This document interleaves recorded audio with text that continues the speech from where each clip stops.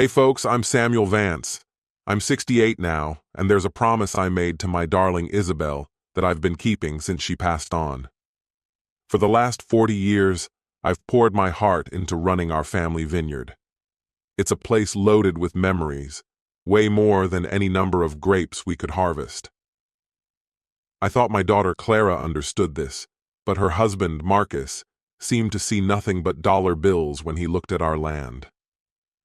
At their wedding, with about 200 people gathering around, Marcus took the floor with a big grin, proposing a toast for the future. Out of the blue, he expected I'd hand over the vineyard as some sort of wedding present. I stood my ground, and before I knew it, he slapped me. The shock of the moment hung heavy in the room, everyone just frozen. I didn't create a fuss.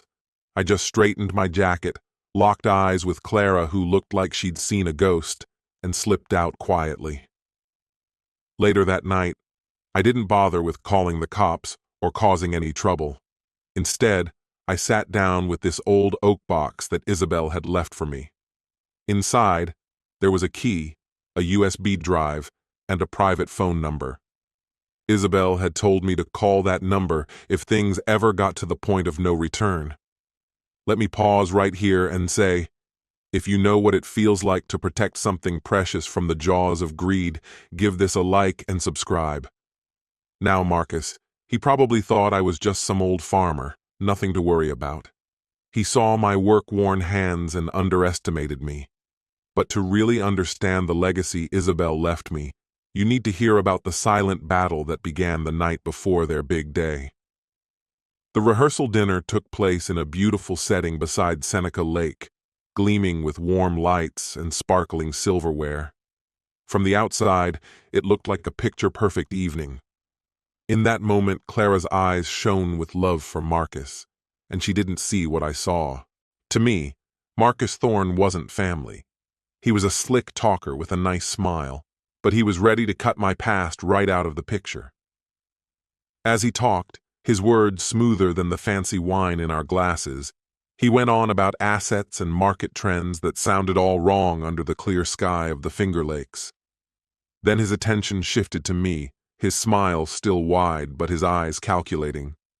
"Sam, listen," he started, leaning closer.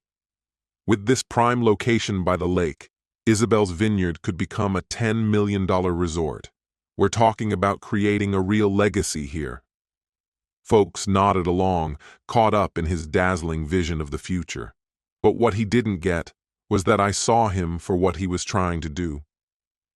While he talked about luxury pools and spas, I remembered Isabel and me, hands deep in the soil planting our first vines. Now that was true legacy for me. I smiled quietly, knowing that what matters can't be measured in cold cash. Clara, always the mediator, gently laid a hand on Marcus's arm and said, "Honey, let's just enjoy this evening." My daughter, bless her heart, couldn't see the man before her was ready to take everything we built to fill his own pockets. He'd been eyeing my farm for months, throwing around words like underperforming asset. To me, that land was far more, where Isabel and I weathered hard seasons, buried our beloved Buster, and shared whispered secrets. It was sacred ground. We wrapped up dinner with smiles all around, but Marcus's words left a sour taste. I couldn't sleep.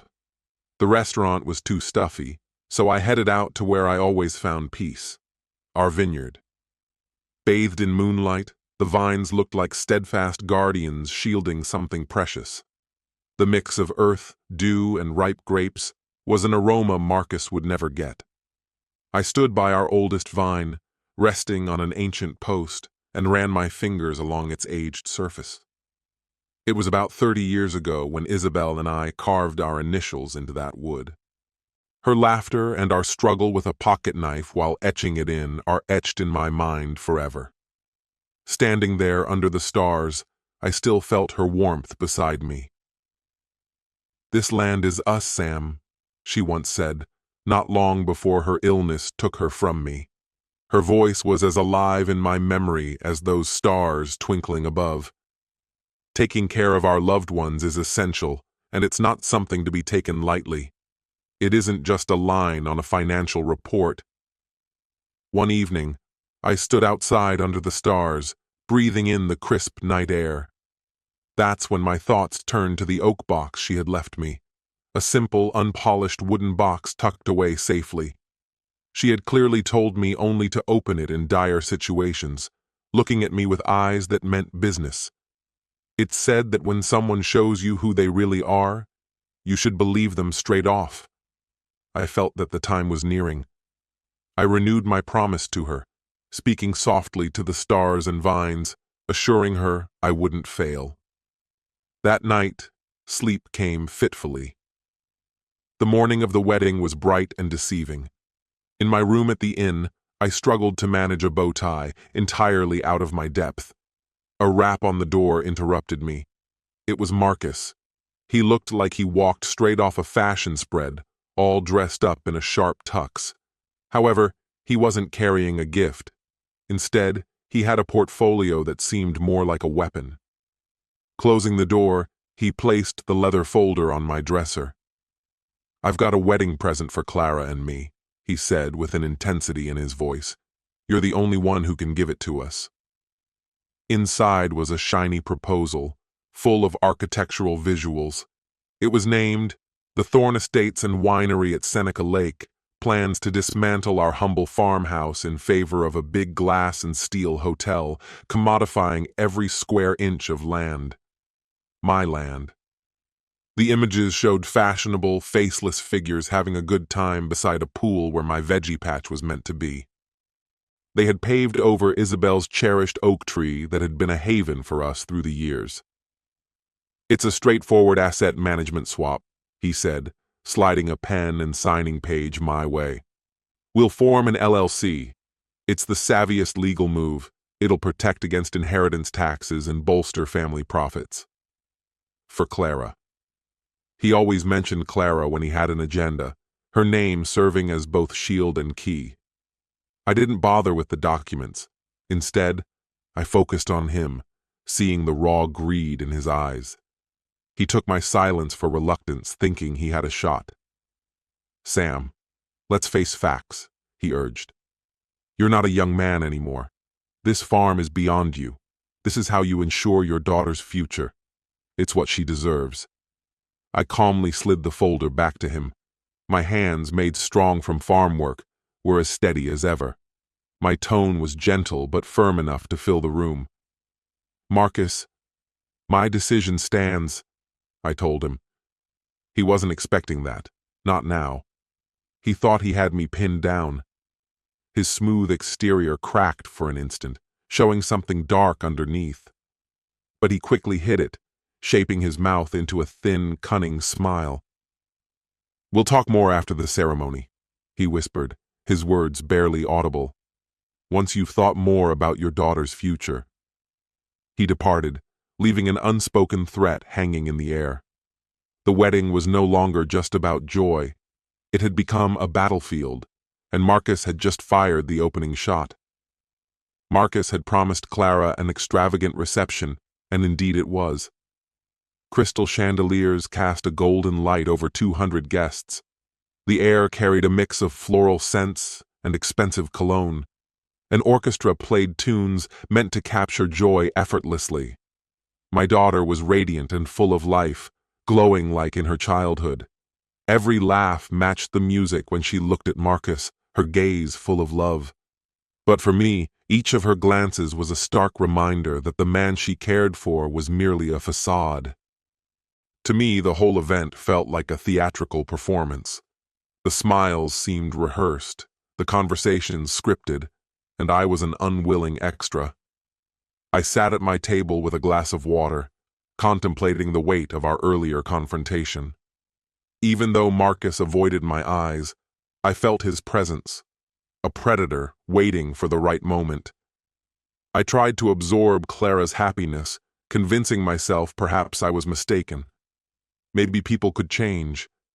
But deep inside, I knew the truth. A person can change their clothes, not their core. Then, the sound of light glass clinking echoed around us. I heard the gentle tink of someone tapping a fork against their champagne glass, and just like that, the room's buzz of conversation faded to silence. Marcus stood up, owning the moment as he took the mic like it was an extension of himself. He had that undeniable presence of a dashing, confident husband, both good-looking and secure. When he smiled, you could almost see the entire room smiling back at him. "I just want to say a few things," he began, his voice as smooth as silk. He talked about Clara as if she were his guiding star, the beacon lighting up his existence, the future he was eagerly looking forward to. The crowd let out a collective, contented sigh, and Clara softly dabbed her tears with a napkin. I felt a tight knot form in my stomach, fully aware that I was witnessing another play in his game. After showering praises on his new wife, Marcus scanned the room until his eyes locked with mine. "And I'd like to extend a special thanks to my wonderful father-in-law, Sam," he continued sweetly, though his words echoed hollow to my ears. Stuck under the spotlight, I remained glued to my seat. He started throwing around words like hard work and the legacy I'd built, as if they were just trinkets he could admire from a store shelf. His voice climbed like an actor at a dramatic moment, saying tonight was all about safeguarding that legacy for the future. He let the silence sit heavy, and suddenly, every single eye was on me. I couldn't move, let alone breathe. Then came his big reveal, a dramatic gesture. According to him, I would be giving away the vineyard called Isabel as a grand wedding gift to my one and only daughter, marking the start of a new, successful journey. His words hit me like a punch. The room exploded in applause, everyone assuming it was a generous, selfless act, like a father passing down everything to his child. They didn't see the invisible weapon he had pointed at my head. I glanced at Clara. Her face was glowing with happiness and tears, flicking her eyes between me and the man she'd just married. At that moment, she was completely taken in by the flawless tale Marcus had woven, this fairy tale of grace, and that hurt the most. She had no idea she was clapping for my downfall. I just sat there unmoving, like a statue frozen in time while the party carried on. The clapping eventually faded, and people went back to chatting as the music started up again. But the scene wasn't over. Marcus handed off the mic to his best man and made his way confidently through the crowd, heading straight for me. Sensing some action, a photographer followed a few steps behind. Marcus leaned in way too close for normal in-law-friendly chit-chat. His practiced smile was there, but his eyes were like ice. "Hand over the keys, Sam," he hissed through the noise. "Don't spoil her perfect day." I turned to look at my daughter, noticing the slight confusion in her eyes, but still full of trust. I met Marcus's gaze, the man she had chosen. "I told you this morning, Marcus," I whispered. "No." His smile wavered for a split second, the facade slipping slightly. "Don't act like an emotional old fool," he muttered, gripping the chair tightly. "Get it done. Give me the keys." "No," I repeated, sticking to the one thing that felt genuine. Anger flashed across his face. "Listen, old man," he snapped, his words laced with venom. "I'm the head of this family now, her family. You'll do as you're told. You will hand over those keys." I simply shook my head, ending our exchange with that firm gesture. Then, chaos erupted. His hand moved fast, a blur, and the sound was piercing, sucking the life from the room. The music stopped. Conversations halted mid-flow. The strike landed hard, the shock putting a metallic tang in my mouth. In the silence that followed, the camera's flash captured the moment of my lowest point. Clara's voice rang out, screaming my name in horror. "Marcus, what have you done?" With effort, I pushed back from the table, standing up. My cheek stung, but I refused to touch it. I didn't glance at Marcus again. Instead, I focused on Clara alone, her face wet with tears and disbelief, In her eyes, I finally saw the beautiful facade shatter. I locked eyes with her, letting all the love and sadness I felt pour into that single gaze. Not a word was spoken. I took a deep breath and adjusted my jacket. Then, I turned my back on my son-in-law, the stunned expressions of the guests, and the shambles of what should have been my daughter's perfect day. I didn't bolt or rush. I just walked steadily through the crowd, my footsteps ringing out on the polished floor. I walked past the beautiful flowers and the cake only partly eaten. I made my way toward the grand doors without a backward glance. I pushed them open and stepped into the cool, dark evening, leaving behind the opulent prison of their celebration. The clapping behind me slowly died away, replaced by murmurs and the band's uncertain return to their music. The event wasn't over yet. Marcus handed off the microphone to the best man and slowly weaved through the tables. He took his time, moving with the confident, leisurely pace of someone who knew their target had nowhere to run. He nodded and smiled to the guests, accepting their congrats with casual ease. A photographer, catching the scent of a significant father-in-law moment, followed Marcus closely, ready to snap a picture. Soon, Marcus reached my table. The friendly smiles at the table melted into an uneasy silence. Marcus leaned forward, hands resting on the back of the empty chair next to me. He kept that charming grin for onlookers, but up close, his eyes were cold and unyielding. "Hand over the keys, Sam," he murmured through the music, his breath carrying the expensive scent of champagne with a sour note. "Let's keep her day spotless." The photographer hovered, prepared to capture the key moment. I looked past Marcus at my daughter. She sat at the head table, watching with a mix of confusion and lingering trust. My eyes came back to her husband, just a shell of a man in a fancy suit. "I had warned him before, Marcus," I said, in a whisper meant only for him. "No." His lips twitched for a split second, and I saw a flicker of raw fury beneath his mask. "Don't be a foolish old man," he growled, his fingers gripping the chair tightly. "It's happening. Everyone's watching. Hand them over." But my answer was still no. It was the last word I held, the only one that mattered. His expression twisted, abandoning the smile for a sneer full of contempt. He leaned in, close enough that I could feel the anger radiating off him. "You're just a guest here now," he whispered venomously. "I'm in charge. You'll obey me. You'll give me the keys." I simply shook my head, a final small act of rebellion. It was a refusal not just of the keys, but everything he symbolized. And then it happened. His hand swung out of nowhere. The slap was harsh and loud, a sound that vacated the room of all life. The music lurched to a stop, as if the conductor had frozen mid-action. Conversations ceased instantly. His hand had landed forcefully on my cheek, snapping my head back, leaving the chandeliers spinning overhead. A metallic taste filled my mouth, and a painful throb spread across my face. In the profound silence that swallowed the room, one sound persisted, the click and flash of the camera, capturing my humiliation for all time. The moment shattered with Clara's scream. "Marcus, what have you done?" Her voice sliced through the quiet, sharp as shards of glass. I slowly pushed my chair back, the sound of its legs scraping against the floor echoing loudly in the silence. Every eye was on me, a mix of shock, pity, and morbid interest. I didn't touch my face.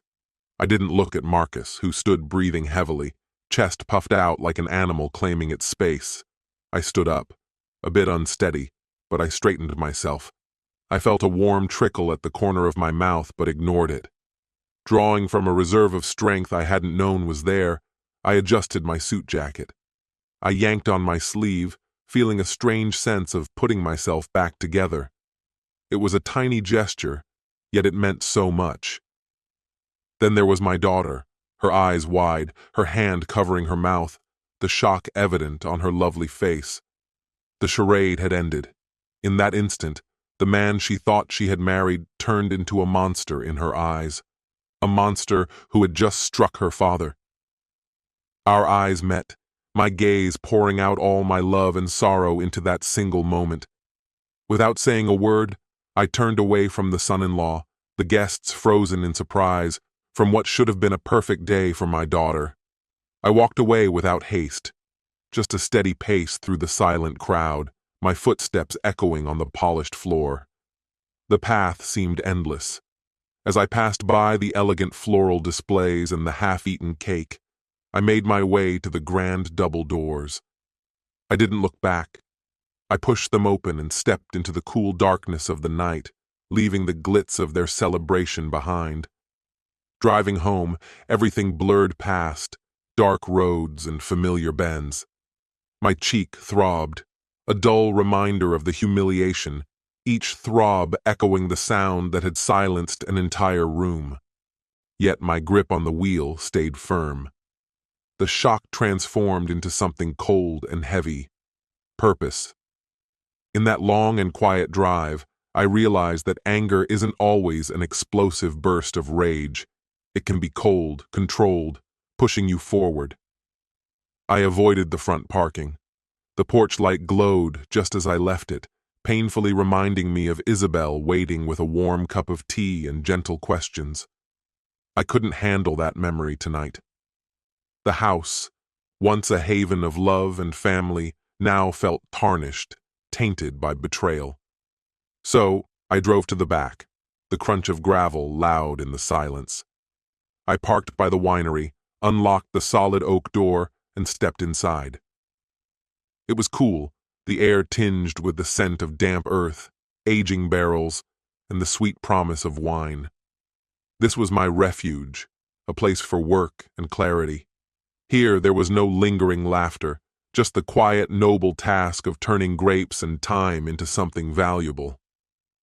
I walked past the large stainless steel vats and the dormant bottling line to my small, cluttered office at the back. It wasn't much, just a desk, a filing cabinet, and a window peering into the first row of vines, now mere shadows under starlit skies.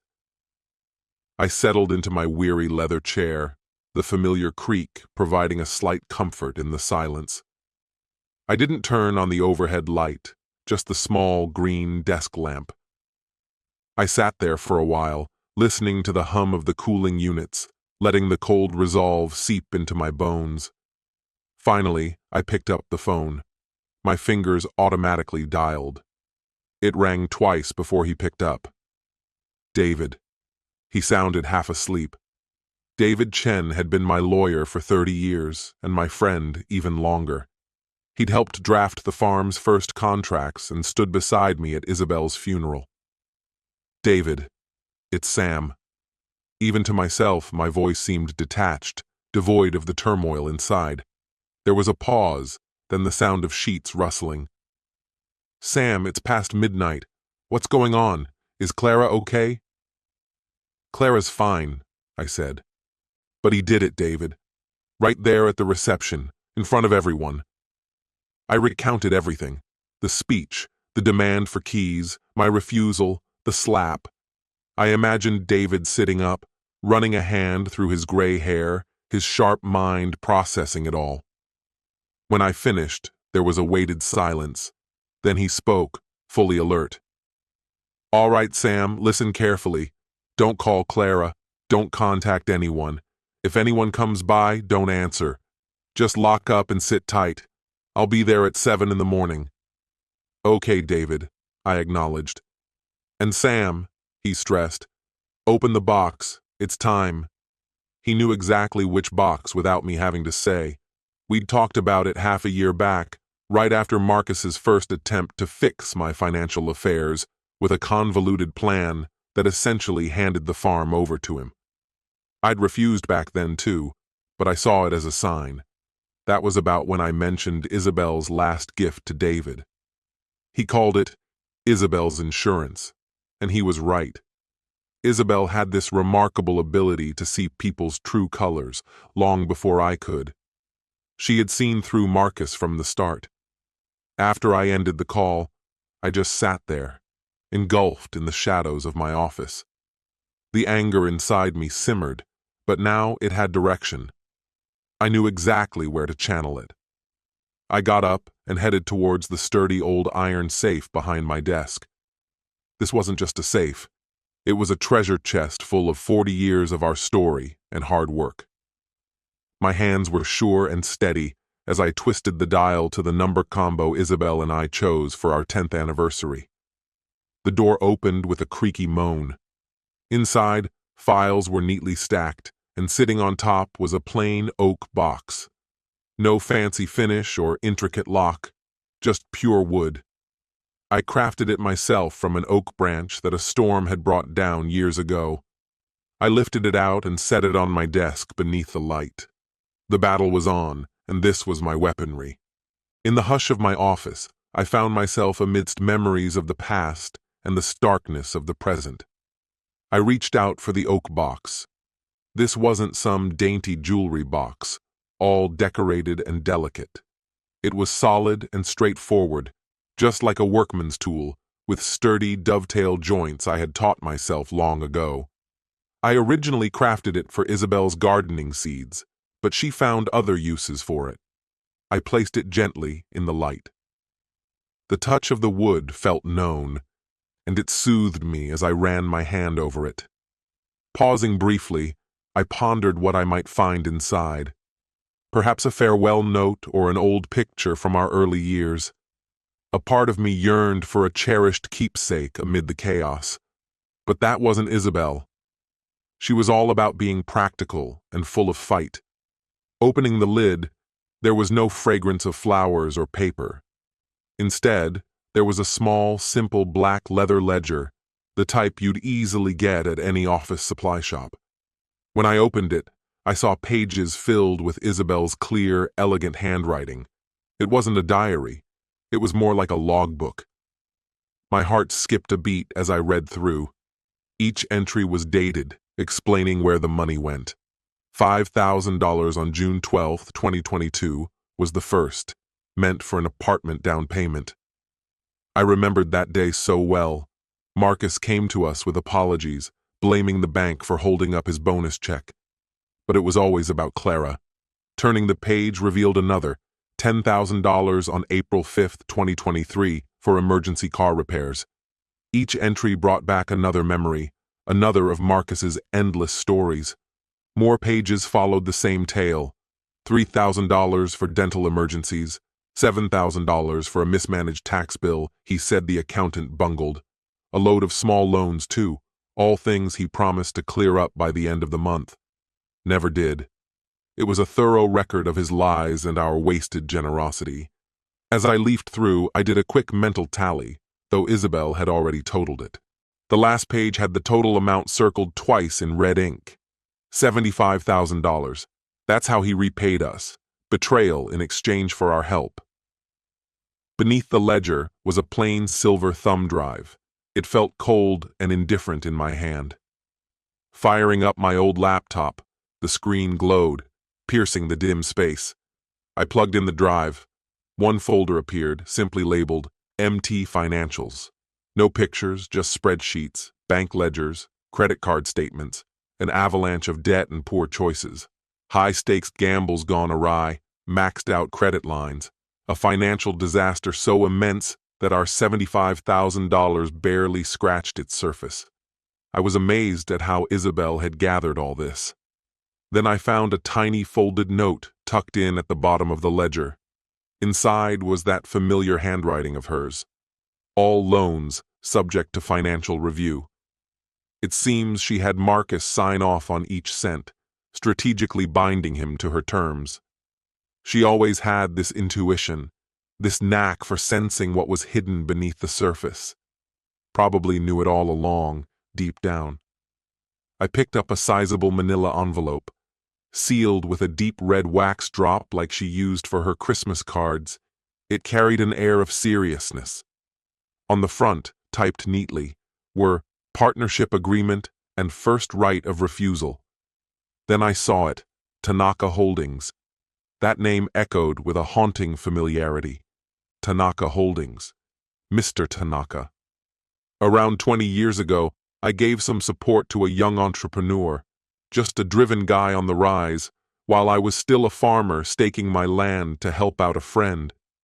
We drifted apart as his business empire grew, but his quiet honesty always stayed with me.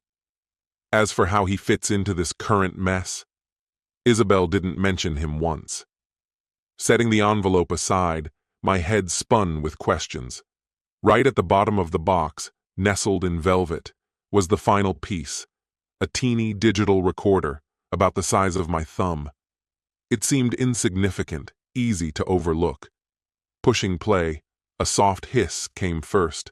Then a voice broke through. It was Marcus, his voice slipping in, oozing that phony sincerity I'd come to recognize too well. "Isabel, let's be sensible," he implored. "This is about realizing the value of your assets. Sam's a solid farmer, but he's too emotionally tied to see the larger vision." And then there was my wife's voice. Not as strong as I remembered. Illness had taken its toll, but her resolve was as firm as ever. "Marcus, the bigger picture is what you see from the front porch, not a bank's bottom line. The farm isn't just some asset, it's our home. So, the answer's no. And I'd appreciate it if you didn't bring this up without my husband's knowledge again." Then the recording ended.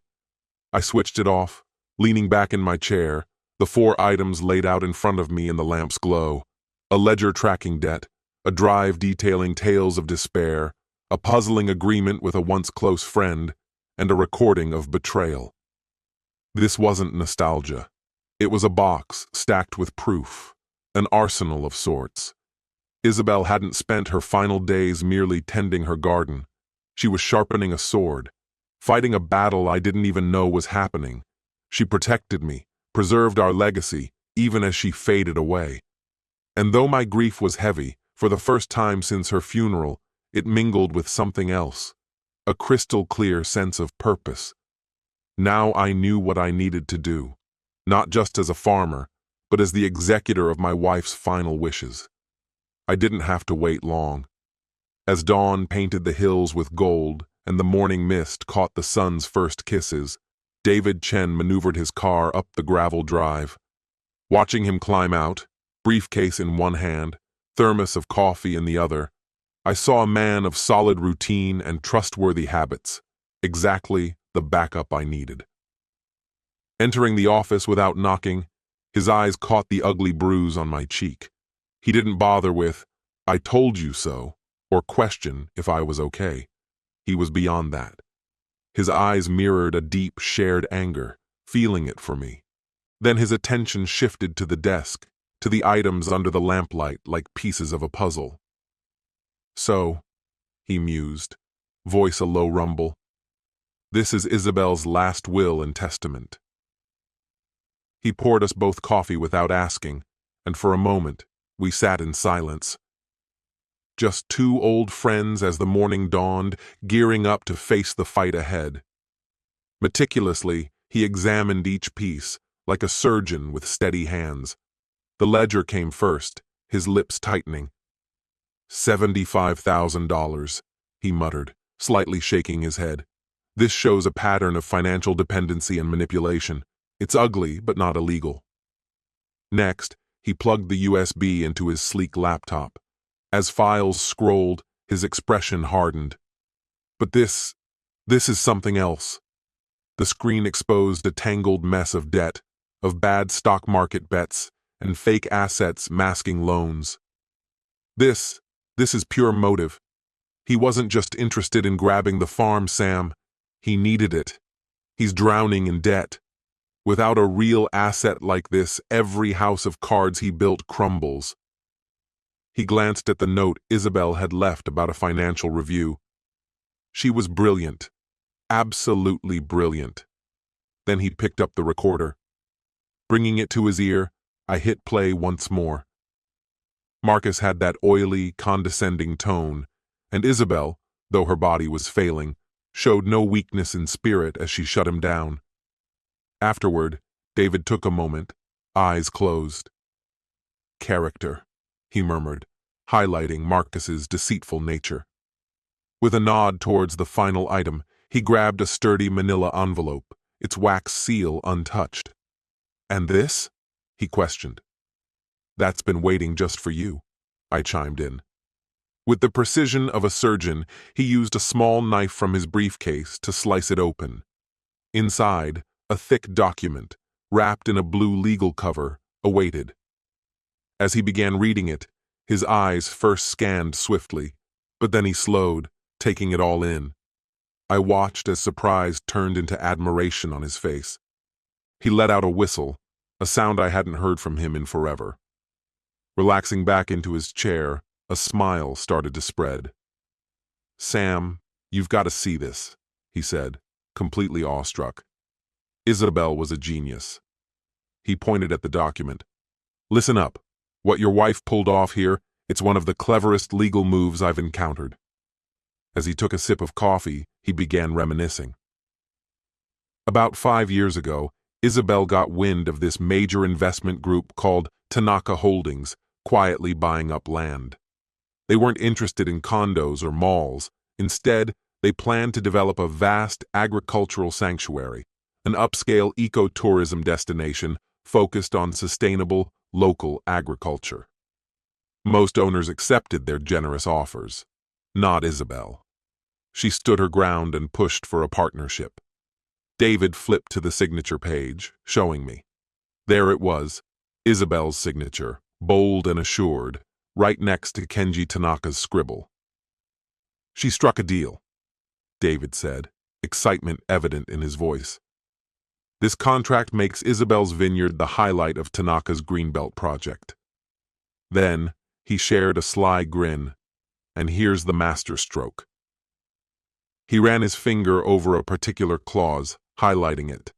It's a first right of refusal with a poison pill clause. Tanaka Holdings gets first dibs to buy this land at a very generous preset price in 2 specific cases. If you decide to sell or... He stopped and locked eyes with me. "If the ownership is ever transferred, gifted, or handed over to anyone not carrying the Vance name unless Tanaka's board formally agrees." I hesitated for a moment before grasping its full weight. David saw it click for me. "So," he leaned in, energized, "if Marcus pulled his stunt, got you to sign anything, or edged you out, his resort dreams would go up in smoke. As soon as the deed switched hands, this clause would kick in, forcing him to sell it to Tanaka at Isabel's price. He'd end up playing messenger for a deal he never saw coming. Isabel planted a legal trap right here, and Marcus spent a year trying to crush it with his golf shoes." Looking at the document, seeing her signature, I realized she predicted the greed, the plots, the desperate moves. She left me not only a shield, but a sharp weapon. A soothing clarity filled me, a sense I'd been missing. The road ahead wasn't foggy or unpredictable anymore. It shone with the brilliance of my partner of 40 years. I turned to David. Anger and sorrow had their say. Now, it was action's turn. "Let's get started," I declared firmly. "Arrange the meeting." We sat quietly in the winery's office as the sun climbed higher, the Tanaka document resting like a peace treaty after a one-sided war. The anger from the night had solidified into something more useful. Resolve. David spent nearly an hour on the phone, speaking calmly and steadily, confirming all the legal details with various contacts. He combed through county records diligently. Everything was airtight. Isabel had ensured that. There were no loopholes. Finishing his calls, David lifted his gaze from his notes with a determined look. "It's all squared away, Sam," he announced. "The agreement is solid, binding, and the farm secure. Now we wait for him to make a move." But I shook my head. "No more waiting," I replied. "We've done plenty of that, Isabel and I. It's time to make a move." I fixed my eyes on David, and he noticed a newfound determination in mine. "She left us a tool, and I'm going to use it. It's time he learns who's really in charge here." David nodded, a small smile forming as he asked, "So, What's the plan? David, it's time, I told him. Get Asa on the phone. Tell Tanaka that we're aware of the deal and that someone tried to pull a fast one over the main asset involved in his project. Just stick to the facts, no threats. Let's see how everything shakes out.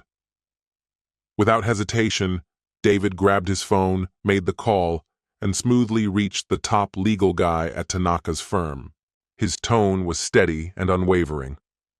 I'm representing Samuel Vance, the owner of Isabel's Vineyard, David began. We're affirming our ongoing partnership agreement from this date and letting you know about Mr. Marcus Thorne's recent attempt at a hostile takeover of this asset. Yes, Thorne, we're just ensuring everyone involved is aware of any potential problems. Appreciate your time. Little did we realize that straightforward phone call would set off a worldwide domino effect, like a giant wave barreling towards a serene, untouched island out in the Pacific.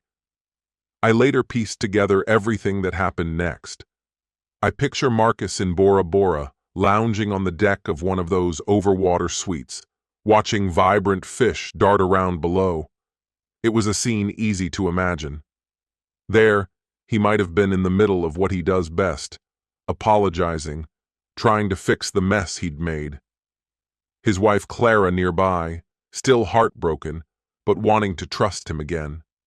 Marcus, most likely pouring on the charm, talking softly, full of remorse. Clara, it was just the pressure, I could hear him saying, holding her hands. The wedding, the deals, the constant stress, it got to me. There's no excuse, I know, but I'm back. The man you married, here with you in paradise. He was probably blaming everything, exhaustion, a bit too much champagne, but not his own flaws. Maybe he was even winning her over, coaxing her back into the lovely snare he'd set. Until, suddenly, a gentle but insistent ding from his phone interrupted them, resting next to a half-drained glass of orange juice. Frustrated, he'd have checked the phone, his whole demeanor shifting. All pretense of warmth faded as calculating coldness took over. The first email, discovered later by David, came from the major bank backing his big resort project. The subject line was blunt and unsettling. Urgent. Project Helios Finger Lakes funding suspended. Panicked, Marcus would swipe it open, confronted by a blunt message. The bank, his main financial backer, had abruptly backed out, citing unexpected instability in core assets. The whole project, now stopped in its tracks, was a goner. As he reeled from this blow, anxiety knotting in his stomach, a second email came through with another ding. This one from Tanaka Holdings, a company he owed significantly in unrelated matters. They urgently requested his presence at a New York board meeting in 48 hours, citing breaches of fiduciary responsibility and possible financial liabilities. The first email was the alarm bell. The second confirmed no backup was coming. He was caught in a trap spun 10,000 miles away. Lifting his eyes from the phone, Marcus's face went pale. Despite the blazing tropical sun, a shiver crept through him. The picture-perfect paradise around him seemed to fade away, replaced by the harsh truth of his looming downfall.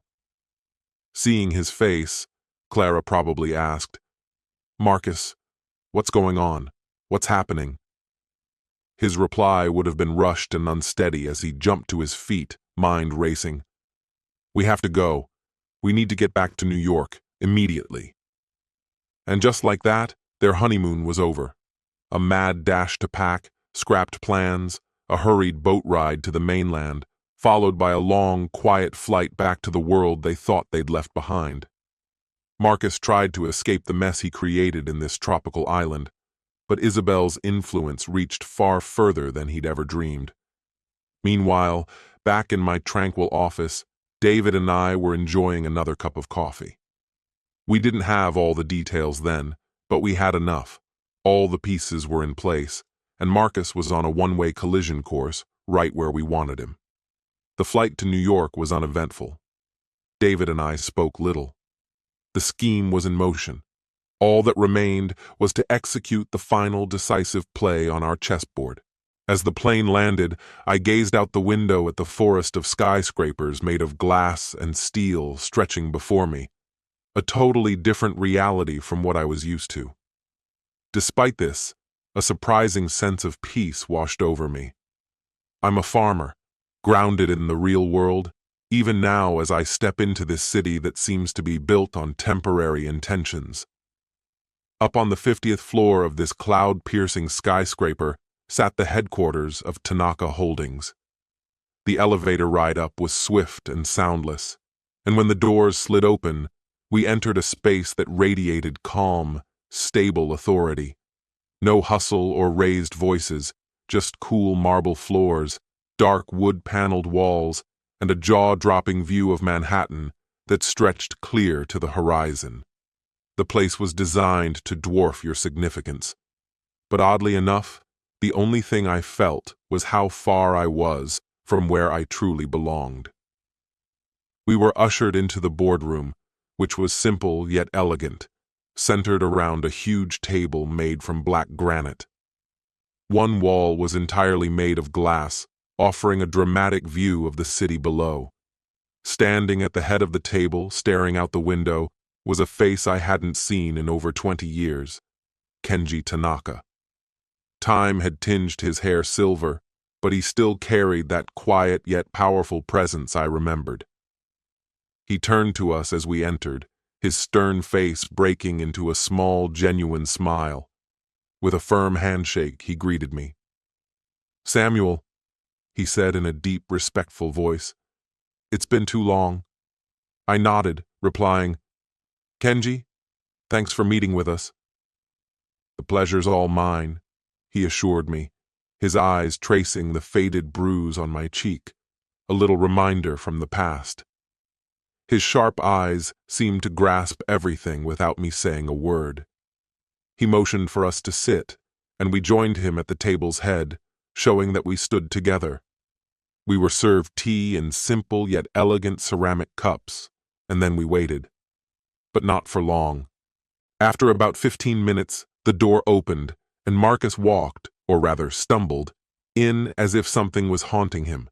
His expensive suit was rumpled from travel, his tie slightly off-kilter, and a sheen of sweat was on his pale face.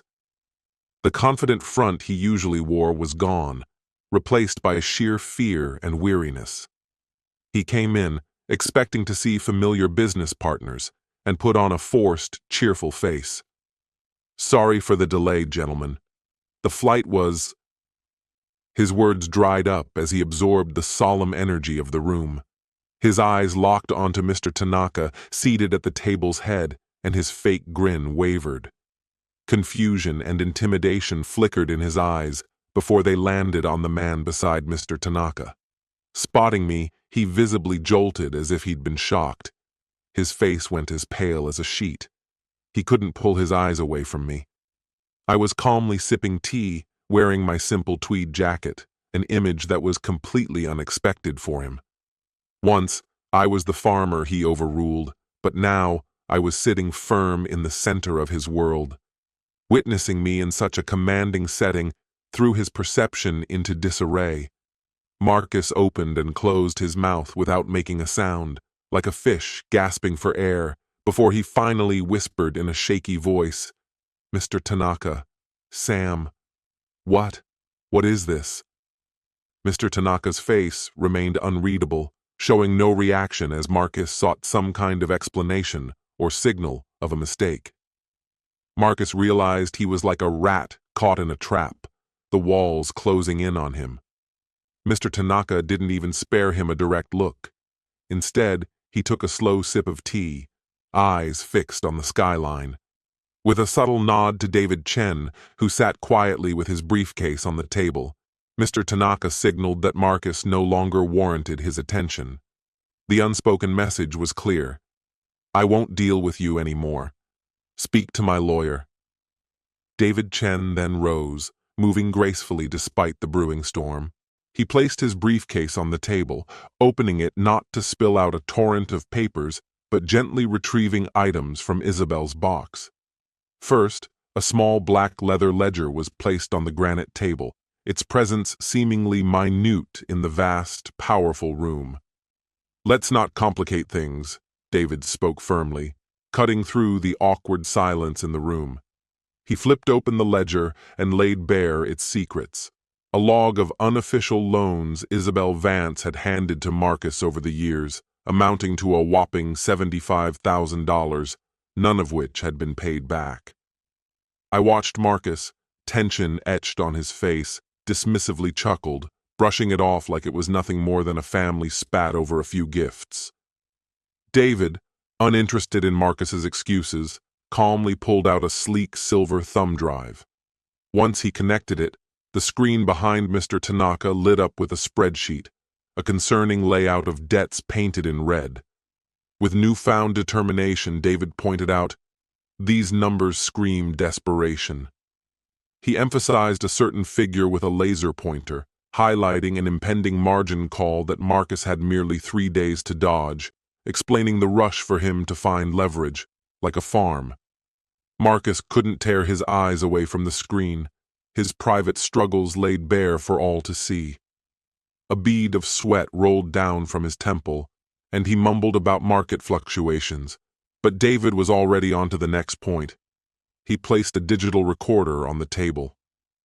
"This is about your character," he announced, pressing play, flooding the room with Marcus's own patronizing voice. "Isabel," Marcus's voice pleaded, "come on, see it as unlocking your assets' potential. Sam's a great farmer, but he clings to the past too much." Then Isabel's voice, firm yet distant, came through, tugging at my heart, a soft but unyielding no. "Marcus, what truly matters is what you see from your front porch, not just numbers on a page. The farm isn't just an asset, it's home. No." The recording stopped, leaving a louder silence hanging in the air. Marcus sank into his chair, ashamed, unable to meet anyone's gaze. David let the quiet settle before speaking up. "This," he waved at the evidence, "is disgraceful. It's full of deceit and manipulation." His voice grew firmer as he pointed to the screen, where a legal partnership agreement between Isabel Vance and Tanaka Holdings shone bright, signed 5 years ago. "Mr. Thorne, not only are your actions manipulative, but they're also against the law." Mr. Tanaka finally spoke, his words calm yet commanding attention.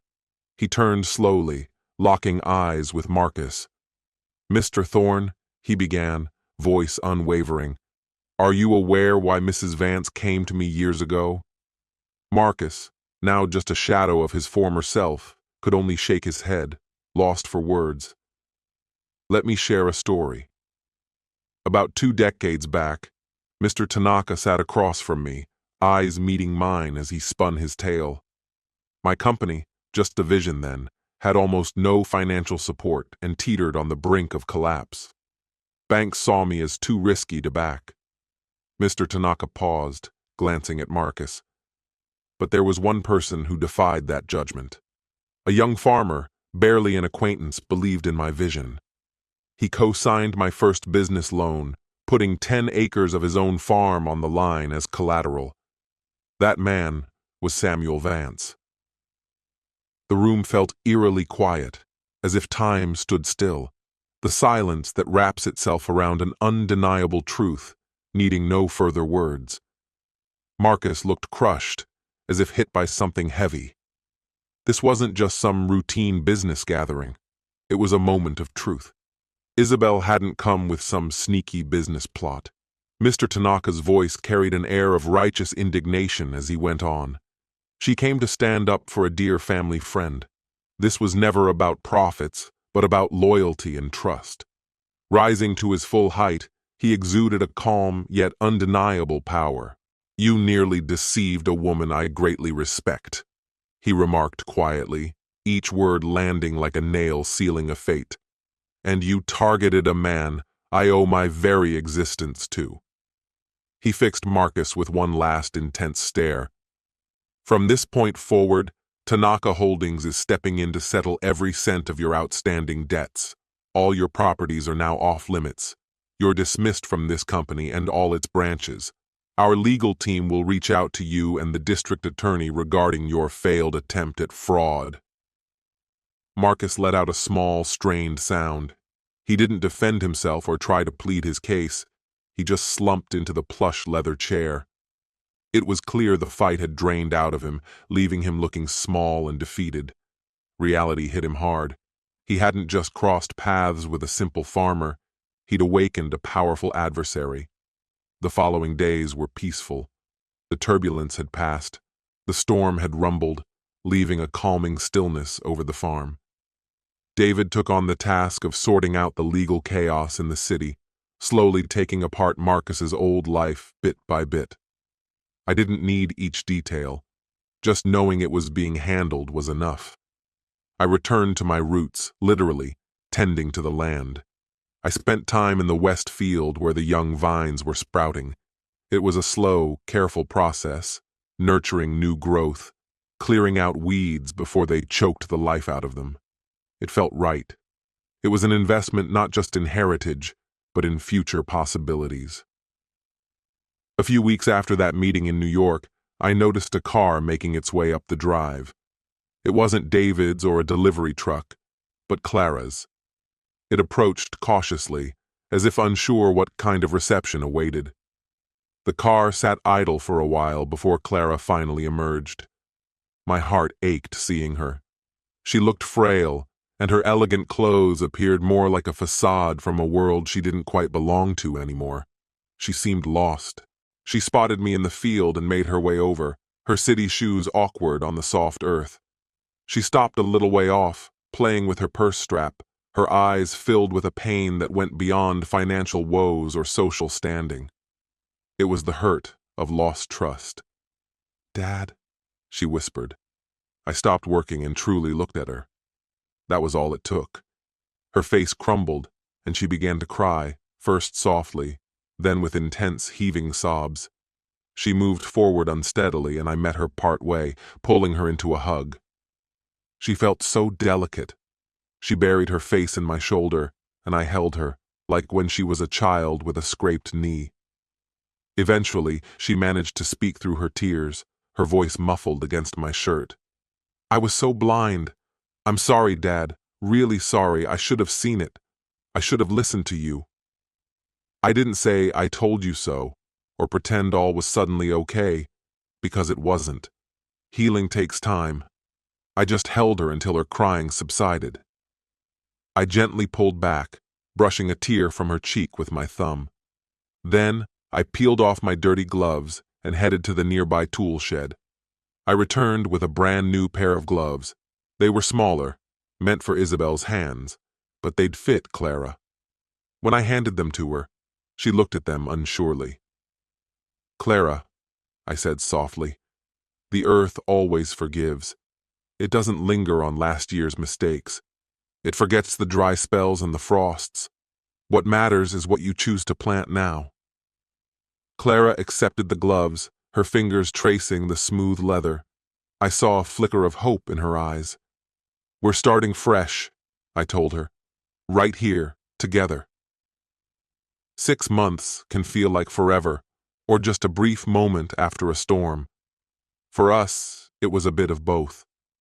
Autumn had made its grand entrance into the Finger Lakes, splashing the hills with deep golds and reds. The air was crisp, and the vines were heavy with ripe, deep purple grapes, the result of a season filled with hard work and healing. The farm was alive again, buzzing with a new energy, a quiet hum of purpose. As you drove up the lane, the first thing you'd notice was the new sign. It was crafted from a fallen oak that had withstood many winters. The words were simple and clear: the Isabel and Samuel Vance Foundation for Sustainable Agriculture, in partnership with Tanaka Holdings. It was more than a sign. It was a statement, a pledge that our land was meant not just for us, but for future generations. And those future generations were already playing among our vines. I made it a habit to hang around the winery, keeping an eye on my daughter. Clara didn't find her place in the shiny skyscrapers of the city, but right here, in the lively earth she called home. On that day, she was guiding a bunch of agriculture students from the local college, teaching them how to gauge the sugar content in grapes. She showed a newfound assurance, her hands moving elegantly as if she'd finally settled where she truly belonged. Gone were the days of fancy clothes. Clara now sported worn jeans and strong boots. She wasn't pretending to be someone else anymore. She was just being herself, and that made her truly beautiful. Later that afternoon, I had a guest. Kenji Tanaka's black car had become a familiar sight. His visits weren't about business, they were about friendship. We strolled together, two old friends wandering among the vineyard rows, while the setting sun threw long shadows around us. We didn't talk about transactions, but about the weather, the harvest, and those simple pleasures that give meaning to life. At the top of the hill, where Isabel and I once carved our initials, we took a moment. I had brought along 2 glasses and our newest wine, Clara's first solo project from start to finish. I poured the rich red wine, its deep cherry and oak aromas blending with the crisp autumn air, and handed Kenji a glass. He raised it to the waning light, admired its color, then turned to me with eyes full of quiet admiration. "To Isabel," he said, his tone soft yet strong. We toasted, the clear sound of glass on glass resonating in the stillness of the vineyard. Behind Kenji, I could see Clara laughing with her students, and it became clear to me. Our legacy wasn't just in signs or business alliances. It lived in her, in the renewed life that was both strong and genuine. "To things that last," I replied. We drank, and the wine was perfect, capturing the essence of sun, soil, and promises honored. Balance returned, not through revenge, but through respect and understanding. It wasn't about tearing down the wrongs, but building on what was right. Standing there with my friend, watching Clara reclaim her way, I realized we'd crafted something meant to endure for generations. This journey taught me that true strength lies not in harshness, but in unwavering principles. It serves as a reminder that loyalty and accomplishments earned through hard work are priceless treasures that greed can never snatch away. Honoring an ethical past is the firm foundation of any lasting legacy.